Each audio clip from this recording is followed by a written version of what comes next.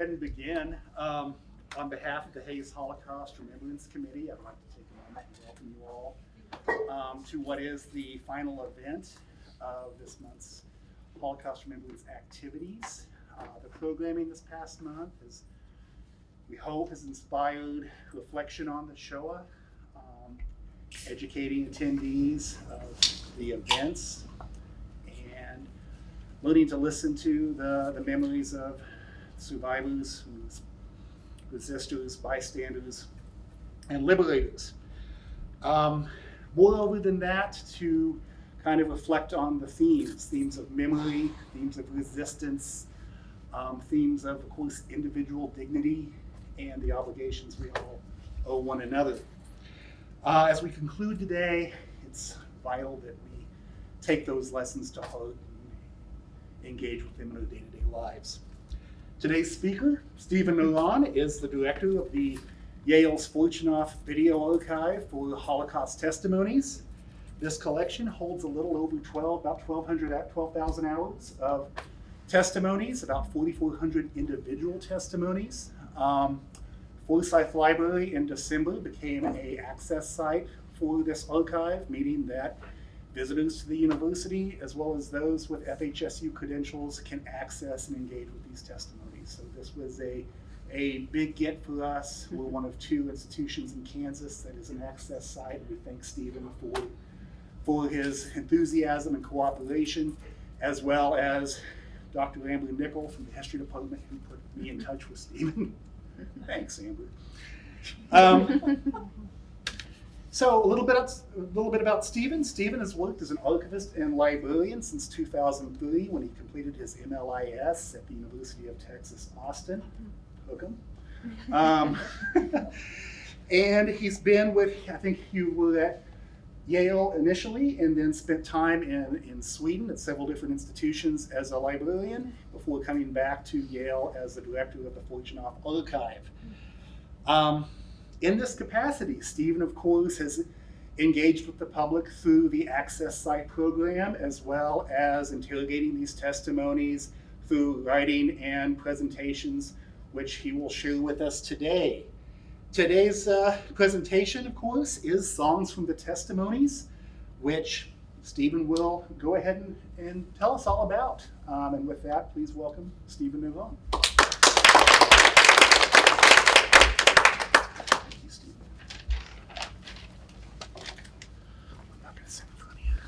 You can. Great. Wow. Thanks, Brian, for that introduction. Thank you, Amber, for the invitation. Thanks to all of you for coming. It really is a pleasure to be here. And it's for a number of reasons. One, it's the mission of the Fortunoff Video Archive to support active research and teaching with these materials. There's no point in having an archive like this if it's not being used. So as the sort of demographic shift forces us to move away from recording survivor testimony to thinking about how we can use this 10, 12,000 hours of recorded material actively, this is exactly the type of work that we need to be doing more of. That's one reason. Another reason is that means a great deal to me personally to see this archive being used here in Kansas, because I was born in Overland Park. I went to the University of Kansas, and I understand that now more than ever, especially not just on the coasts, but throughout this country, we need access to these types of materials to help us fight the sort of what I would say revisionism or revisionism light that's occurring in terms of Holocaust memory and Holocaust history. So there's a certain attack on factuality and the truth that we're seeing, not just in regard to the Holocaust, but in general, that I think working and thinking historically with primary sources like testimonies of survivors can really make a difference there. So I'm happy to see it specifically available here in Kansas as well. So I thought what I would do would be provide a very brief introduction to the collection what it contains, when it started, and then jump into a paper that I actually wrote. It's a research paper that it's sort of a work in progress, really, but it's based on an effort that we've been pursuing at the archive for the last 4 years called Songs from Testimonies. And Songs from Testimonies is both a research project and a performance project, which brings with it certain risks, let's say, that perhaps we can discuss in the Q&A later. But what happens is we've worked with a researcher, an ethnomusicologist, a performer, a musician, a composer, who has worked his way through the collection and located testimonies in the collection where survivors sing. They could sing a song. It could be a popular song from the interwar period, from wartime, from ghettos and camps, from the post-war period. It could be a song that was created by concentration camp inmates themselves in the ghettos and camps. It could be a Zionist youth song that they remember from the 20s. It really is a diverse group of a diverse number of works that you'll find in these testimonies. And then the researcher takes these songs, which are often quite fragmentary, does as much research as possible to try to tease out where the song is coming from, if there's other versions of it, and then creates a composition and then performs this composition with his ensemble. And so I'm going to play a few clips of that later, but I just wanted to give you a kind of overview of what this Songs from Testimony project is about. And the Songs from Testimony project is, again, an example of what do we do with a collection of this scope? How do we activate a collection of this kind? How do we bring, how do we distill, how do we take these materials and bring it into the public sphere in a way that is both educational and commemorative and meaningful? And we think that the Songs from Testimonies is a good example of that. We have several other ways in which we're trying to push this collection into the public sphere. Another example would be a series of concerts that we've had. We've also had a podcast series. We're in this 3rd season of production of that now, which takes testimonies from the collection and edits them into individual stories that can be listened, but then points back to the full, extended, unedited testimony.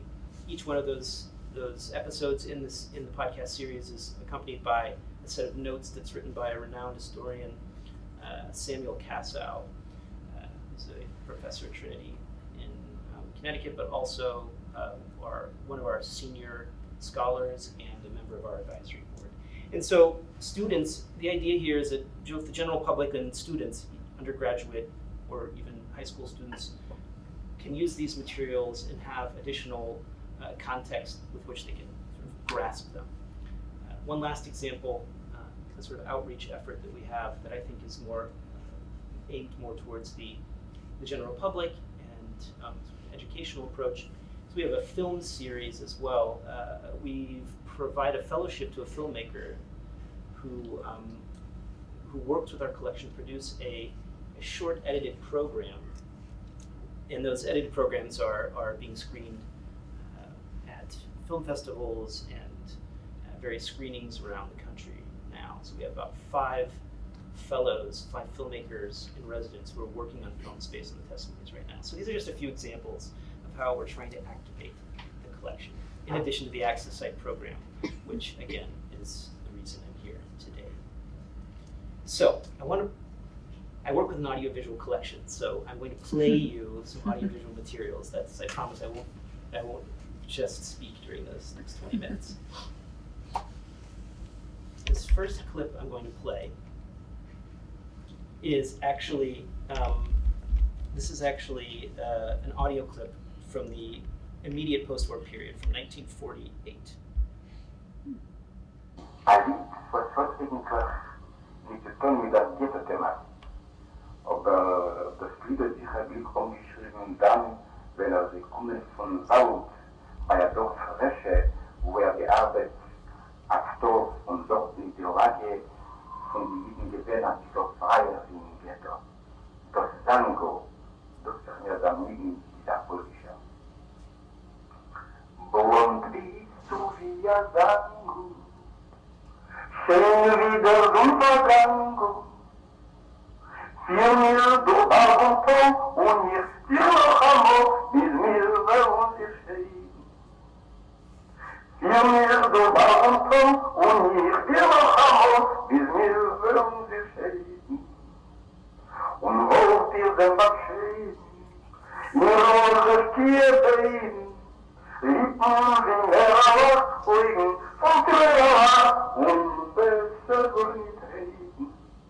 Herr, lei du mein Verlangen, mir so vergangen, schwer mir bei Sonnenschein, als du wirst meine sein, und sie hat ihm geschworen, Purpur ist geworden, Purpur wieder verlangt, Purpur wieder vergangen, in der sie blonde Korn. Im Pass der Zweifel klang, lässt ich der Untergang, und nun die Himmeln tief der Wonne, wir Segelschiff, ich schein gegangen, ich bin noch gegangen, und der neu gehangen, und der über die zwei, und Beine zwischen sie, stehen wie gute Stangen. So, those are my translation of the lyrics. Not perfect by any stretch of imagination, but should give you a sense of what he was singing about. We just heard the voice of Shmerka Kaczerginski, as recorded by Ben Stonehill, the so-called Jewish ballad hunter, who recorded hundreds of songs with DPs at the Hotel Marseille on West 103rd Street and Broadway in New York City in 1948. Kaczerginski tells us in his introduction to the song, it's in Yiddish, so most of you in the room didn't quite catch that, but he tells us that the song was written by, that it's actually a beautiful song, although it has dark origins. It was written by Hirsch Glick while working in a camp outside the Vilna ghetto. Kaczerginski notes that at the time, Glick and the other Jewish laborers were a little more free than back in the ghetto. During this brief freedom in 1943, while mining peat in Biała Woka, he wrote this romantic escapist song with its comparisons of hair to golden kernels of grain, lovers swearing fealty under the stars at the moon, and trees serving as provisional poles of a Jewish wedding canopy. Kaczerginski was a poet and a songwriter, but like Stonehill, he was also a collector, in Yiddish a Sammler.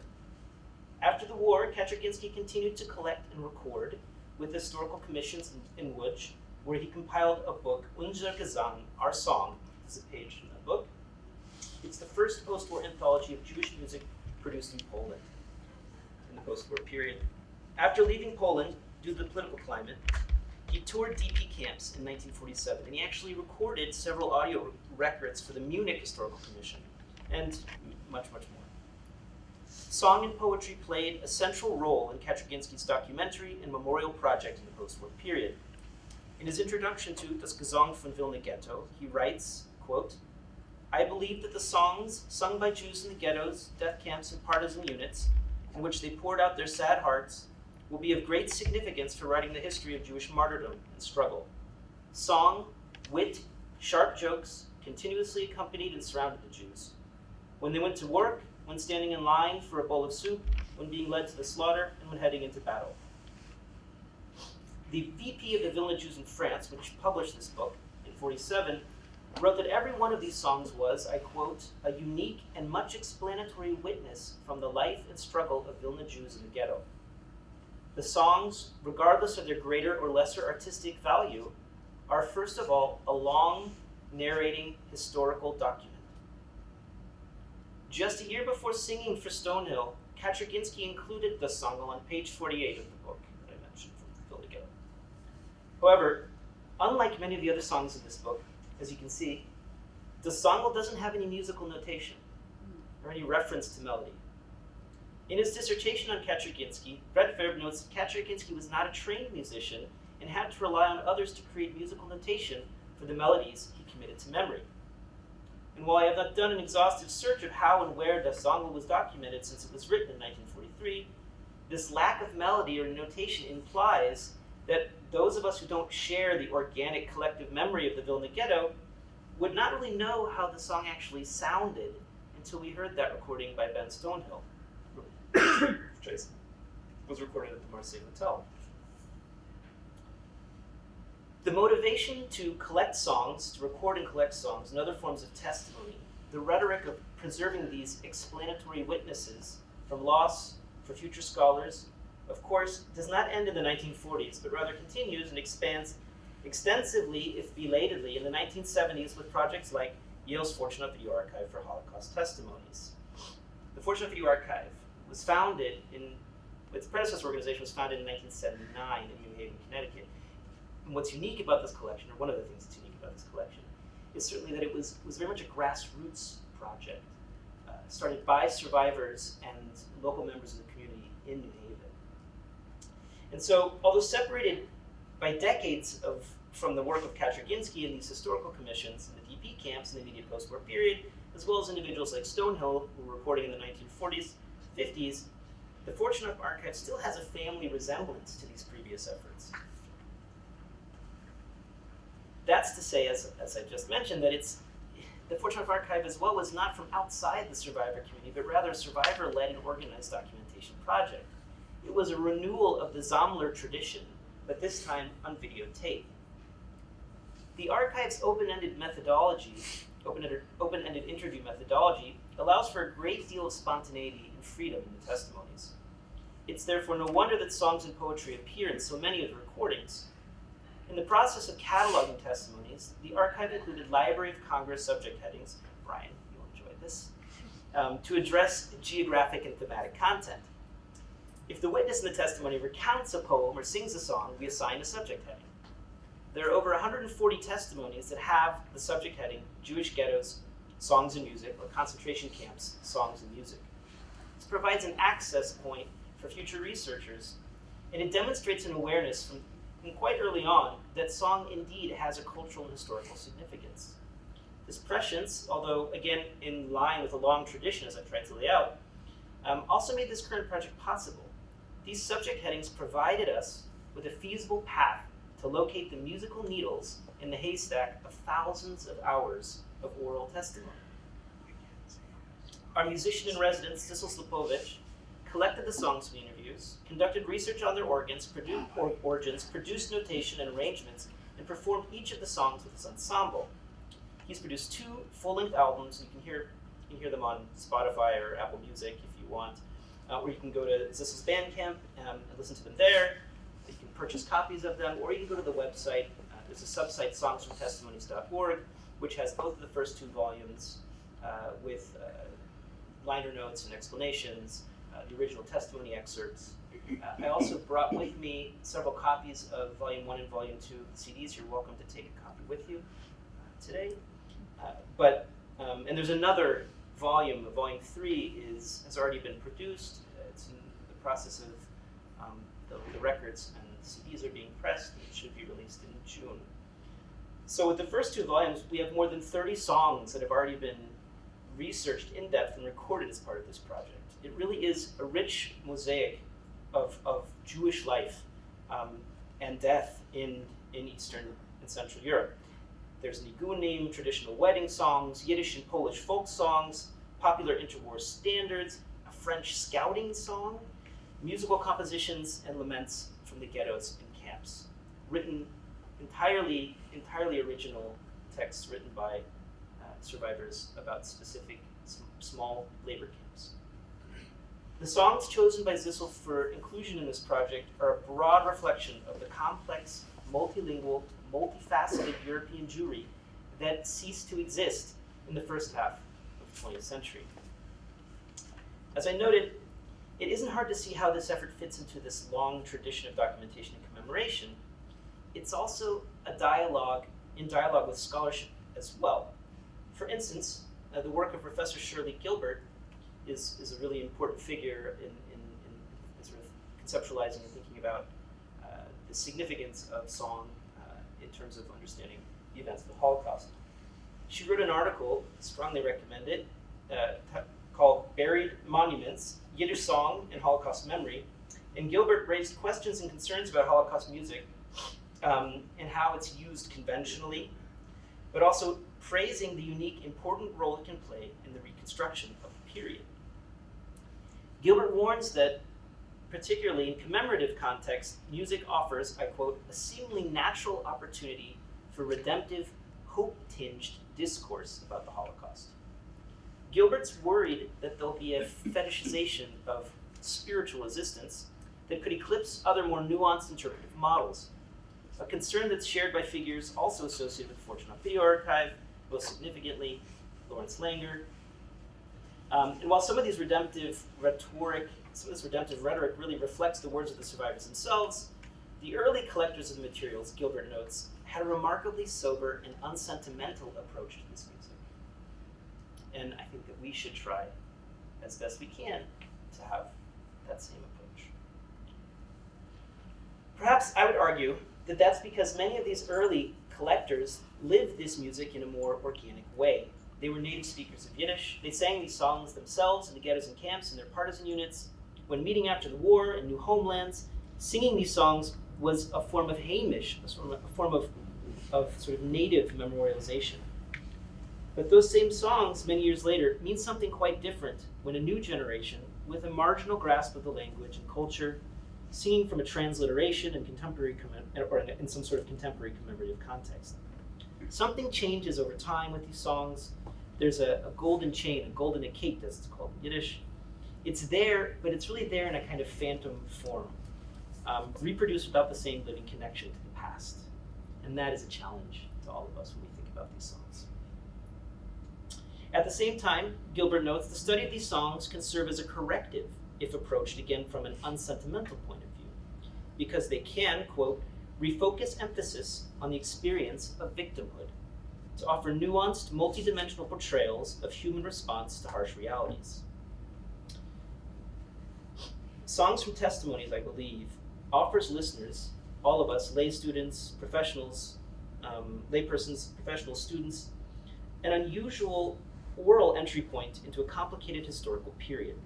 Songs potentially offer a pedagogical starting point for enhancing students' understandings of Jewish European civilization and the complex reality represented by the destruction of this civilization by Germany and its allies.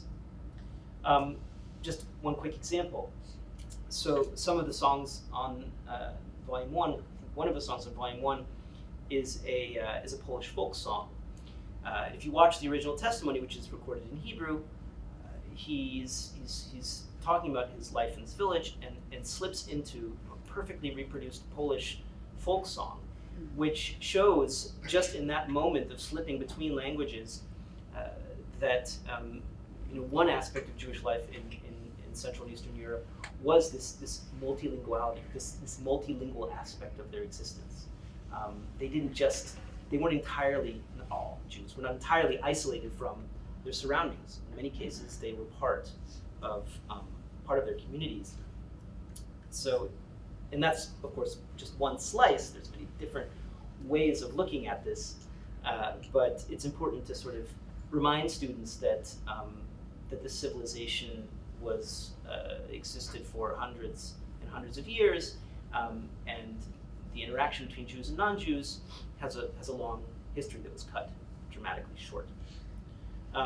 Research and the recreation of these songs, I think, can help serve this purpose, a sort of educational purpose. But these songs really are historical sources, and they complicate some preconceived notions that we might have. They, like other aspects of testimonial sources, demonstrate the cultural interaction.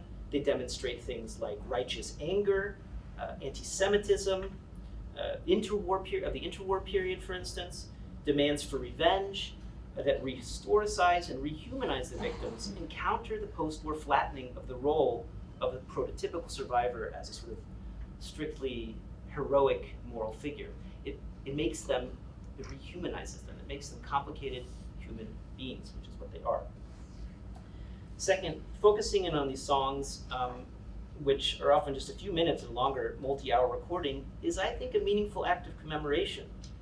Music from the period is consistently being used in this capacity, both during the war and in the earliest days, in sort of early post-war commemorations. But these songs, we have to remember, were sung individually and collectively during the war, but in the survivors' testimonies, they are recounted or performed as individual voices. In that sense, watching these songs, these short clips, you're reminded that the survivor is singing alone and can only represent so many others who did not survive. The song, therefore, reminds us of the absence of the original audience. And I hope that by listening to these songs, it can form a link between the people who gave the testimony, many of them who are no longer among us, and the living listener. And the music, which is unlike a physical monument, it can offer us, I think, an alternative memorial space. Finally, this project is an ideal way to underscore the unique, rich nature of audiovisual documents like video testimony. Our faculty advisor, Professor Tim Snyder, once said that audiovisual testimonies are like works of art. They have a special, I quote, ability to cross the membrane between life and death, between past and present. Audiovisual testimony connects us in the now to those no longer among us. And the singing of these songs can't happen this way in a written source. They can only happen this way in an audiovisual source, like the Stonehill recordings. Thus, unlike Kaczerginski's documentation of the Sangl, here in these videos from the very beginning, we have the melody. We have the melody recorded with the lyrics, and as fragmented as they may be. I'd now like to turn to just one example of a really, until the research was conducted by a former fellow at the archive, Sarah Garabova, who wrote an incredible research article on this testimony, which is available on our website in its entirety under the Critical Edition series, which I can talk about in the Q&A if there's any interest. This is a really unknown, rare poetic fragment that I think illuminates on a micro-historical level the life and suffering of Jews caught up in the very locally contingent experiences as part of the larger story, the Holocaust. This is an excerpt from a survivor, Lubov K., who recounts her experiences under German occupation in Ukraine. It was recorded 50 years after the liberation of central Ukraine. It was recorded in 1994. She was born in 1921 in Zvenigorodka, and she returned to her hometown after the war and remained there until she emigrated to Haifa in the 1990s. Her testimony depicts pre-war life in Zvenigorodka, occupation by the Nazis, and on May 5th, 1942, after spending 8 months in Zvenigorodka ghetto, Lubov and 300 other Jews were transferred to a series of labor camps north of the city, where they did back-breaking labor on road repairs, among other things. The prisoners' experiences of separation from their families and the punishing oppression inspired them to write a number of songs. Collectively, they wrote these songs collectively. One of these songs is In dem kleinen Dorf in Smilchensee, in the little village Smilchensee. It reflects on the pain of Jewish mothers separated from their children. It is a song of deep longing for freedom and home. So I'm going to go ahead and see if I can show you the lyrics and play the video at the same time.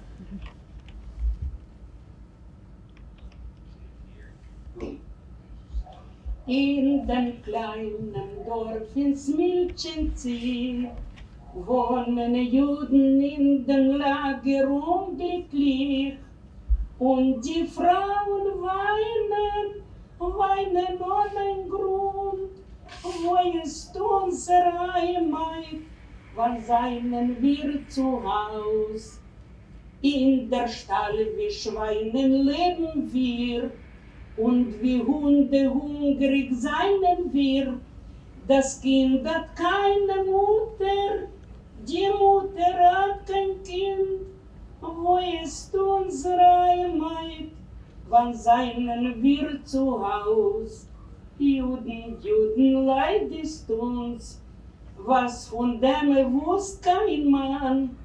Von die Tränen unsere keinen Flüssen sein, von dem Blut von unseren kein sein an Okean.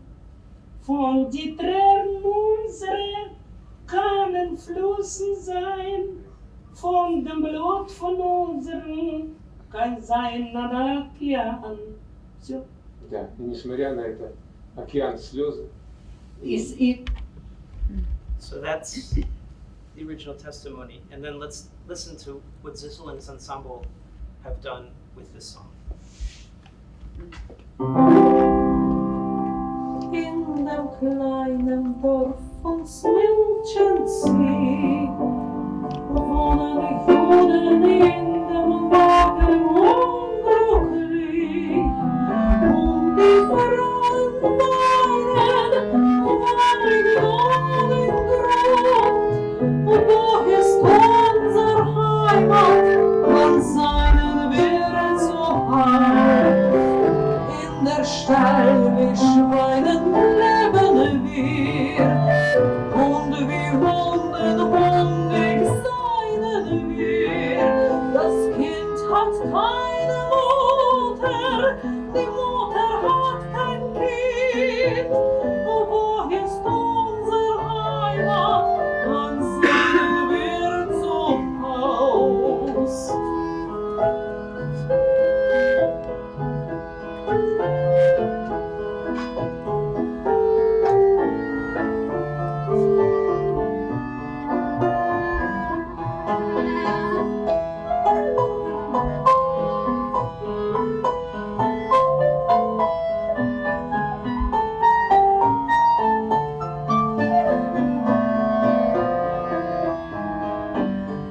Juden, Juden, meinest du's? Was von denen wusst kein Mann? Von die Türen unserer kennen großen sein, von dem Mut von unserem an seinen Ohren. Von die Türen unserer kennen großen sein, von dem Mut von unserem an seinen Ohren.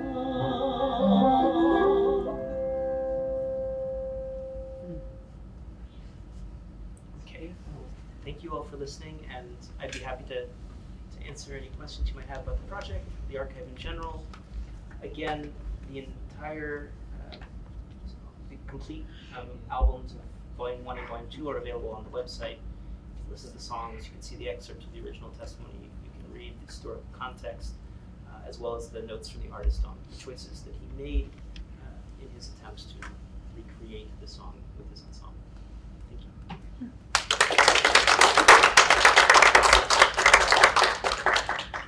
Yes. Hi. Will your colleague who has done the arranging and the ensemble, will they make those materials available as a curricular piece for perhaps other ensembles to perform? Well, we have discussed the possibility of producing notation so that others could perform the pieces. That hasn't happened yet, but it's on our sort of to-do list.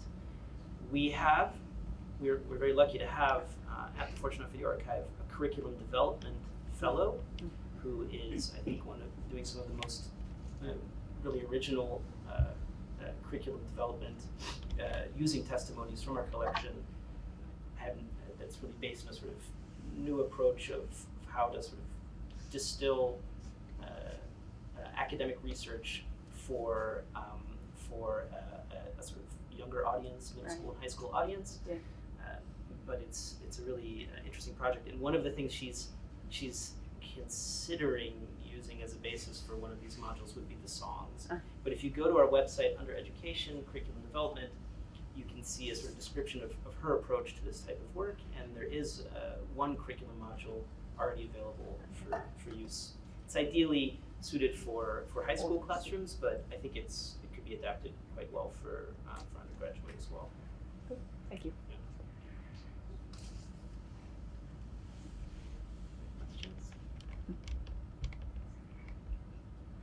Just a couple weeks ago, I watched a thing on PBS, and a man had been an Auschwitz survivor, and he had a connection with this woman.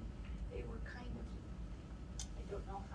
specific lovers they were, but he hadn't encountered her for like over 70 years, and he finally found out that she was in a rest home. And he sang her this song, and it was, then she started, of course, to cry and everything, and I thought, you know, after 70 some years, music will reach almost everyone. Absolutely, and I won't try to hide the fact that while I say that we should try to have an unsentimental approach to this to this music and look at this as a historical source, it's quite difficult to watch the clip of Lubov singing or hear this beautiful performance without being emotionally impacted. So I don't think that it necessarily one approach has to necessarily exclude the other, but I want us to reflect on the richness of these texts. This is a very poetic example, but there are other examples from this project. For instance, by Lubov herself, who describes a very small labor camp, and she discusses in the song the guard and names him in the camp who mistreated the prisoners, and describes life in the camp, leaving the camp, and moments of escape from the camp, and being caught by this blonde Ukrainian guard, Stepan. And it's a fascinating historical document that tells us about life in this tiny labor camp, which is most likely not very well documented in government sources, right? So in sort of German or local sources. So it's testimonies and oral histories that can give us those types of insights. So I just want us to keep both of those images in the frame, if we can, as difficult as that is. Stephen, some of the origins of some of the songs you've spoken about, especially the pre-war, little war years of songs celebrating Zionism, would you come across any songs about like the Jewish socialist movement before the war, and also like the songs that begin to be composed in the camps? What kind of like Talmudic themes are present? Have you done any work with those as well? So, yes, there are many examples of songs from, let's say, Bundist songs, which is the Jewish labor movement in Central and Eastern Europe. I don't know if any of those were actually recorded as part of these two volumes. I don't think so. I don't believe so. And one of the reasons we didn't include some of these songs is because they're well known. We tried to focus on songs that we hadn't heard before or we were unfamiliar with. That doesn't mean that someone else hadn't already heard them or documented them in some other format, whether in a book like Kaczerginski's book or some other documentation projects in the post-war period. But we tried to focus on songs that we thought, well, we don't know this song. Let's dig deeper. So we don't include any of those in these two volumes. There are a couple of religious songs, but more Hasidic songs, so that you'd find from the pre-war period, not necessarily songs that were sung by religious Jews in the camps or ghettos necessarily. There's also nigunim, which are these sort of Hasidic melodies that have no lyrics, but those have also been included. There are several instrumental tracks that perform those nigunim. And then there are a couple of really interesting songs. One of them is a song by a traditional wedding singer. So at traditional weddings, Jewish weddings, they would have a sort of like an MC and a singer, and they had this sort of a very comedic song about life in their village, or marriage and relationships between men and women. So religious themes are definitely interwoven in many of the songs in these two volumes.